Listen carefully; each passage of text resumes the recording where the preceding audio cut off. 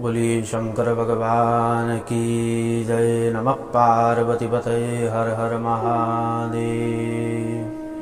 कृष्णाय वासुदेवाय हरये परमात्मने प्रणतक्लेशनाशाय गोविन्दाय नमो नमः। बोलिए भक्त प्रहलाद की जय। नारायण। अकारण करुणावरनालय कल्पतरु पर ब्रह्म सच्चिदानंद घन, एकमात्र उनकी असीम महती कृपा से ये पूरी सृष्टि चलायमान हो रही है। अनंत विभूषित प्रातः स्मरणीय श्री सतगुरुदेव भगवान की असीम महती कृपा। बंधुओं, होली सब खेलते हैं,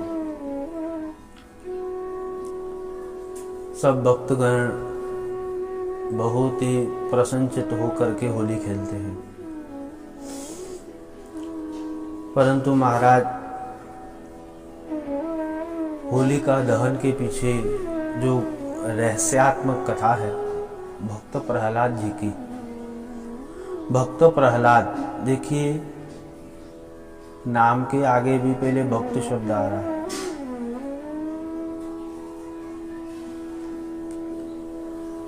रंग भरी होली सब खेलते हैं।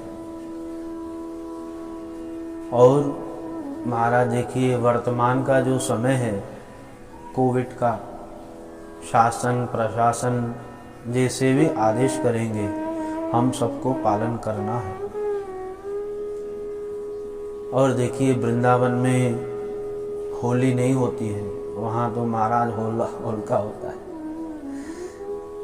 फूलों की होली होती है, लाठी होली होती है।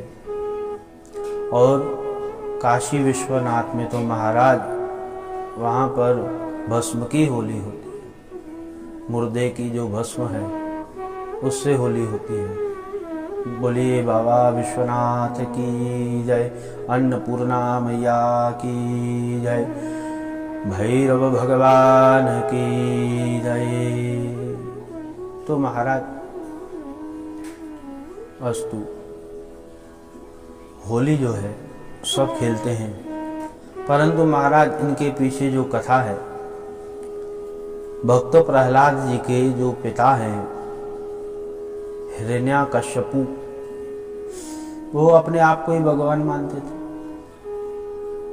वो कहते थे कि मैं ही भगवान हूँ, मेरा ही नाम लीजिए, मेरा ही यज्ञ कीजिए, मुझे ही स्मरण कीजिए। तो उनके पुत्र प्रहलाद जी ने कहा कि हरि व्यापक सर्वत्र समाना। भगवान जो हरि हैं वो व्यापक हैं, इस संसार में उनका ही पूजन होता है, वो ही मात्र भगवान कहने के लिए है, आप नहीं। तो महाराज ऐसे शब्द, कटु शब्द सुनकर के वो क्रोधित हो गए और महाराज उन्होंने भक्त प्रहलाद को बहुत ही कष्ट दिए, जहर दिलवाया, पहाड़ी से फेंकवाया। महाराज बहुत ही ऐसी यातनाएं दी जैसे वो मर जाए। परंतु महाराज जो भक्त प्रहलाद है, जिनका नाम लेते थे श्री हरि, वो हरि व्यापक हैं, वो कैसे महाराज अपने भक्त को यूं ही देख सकते थे कष्टों में। समय समय पर भगवान आकर के रक्षा करते थे। और महाराज एक समय हिरण्याकश्यपु परेशान होकर के बैठ गया और उसी समय उनकी बहन आई होलिका। उसने कहा कि आप चिंतित क्यों हो, क्या बात है। उन्होंने पूरा वृतांत करके सुनाया कि ऐसी ऐसी बात है। उन्होंने कहा बस ऐसी बात है, आप बेफिक्र रहिए, ये जो प्रहलाद है केवल इनकी मृत्यु चाहिए ना। उन्होंने कहा हाँ। उन्होंने कहा कोई बात नहीं, हो जाएगा। उन्होंने कहा कैसे। उन्होंने कहा, होलिका ने कहा कि मुझे वरदान है, मुझे जो चद्दर है मुझे वरदान है मैं इसको और करके पहन करके अग्नि के मध्य में जब बैठ जाऊंगी तो मैं नहीं जल पाऊंगी और ये जो प्रहलाद है ये जल जाएगा।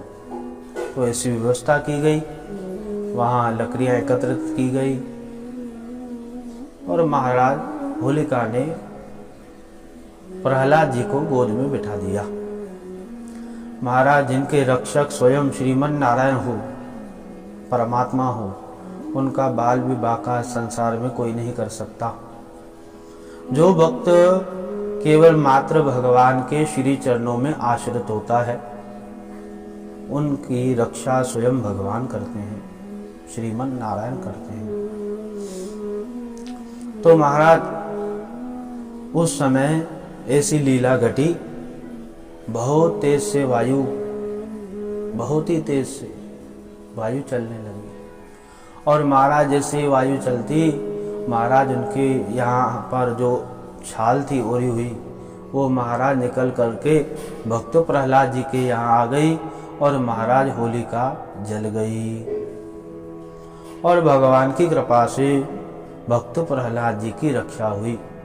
उसी समय से सब होलिका दहन करते हैं और दूसरे दिन सब कलर आपस में लगाते हैं, रंग लगाते हैं। पहले पूजन पहले दिन पर और दूसरे दिन पर सब रंग लगाते हैं। आज भी महाराज सब जगह ऐसे ही होता है। तो होली के पीछे ये कथा है, संक्षिप्त रूप से हमने आपको कह सुनाई। तो होली खेलिए, परंतु शासन प्रशासन का जो आदेश हो वो सब कुछ देख करके हमें चलना चाहिए। देखिए होली तो महाराज अनादिकाल से चली आ रही है,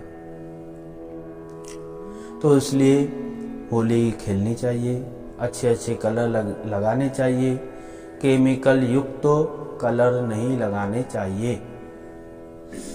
तो होली की सबको बहुत सारी शुभकामनाएं, मंगल कामनाएं। भगवान श्रीमन नारायण हम सबकी रक्षा करें। बोली श्रीमन नारायण भगवान की जय। नमः पार्वती पते हर हर महादेव।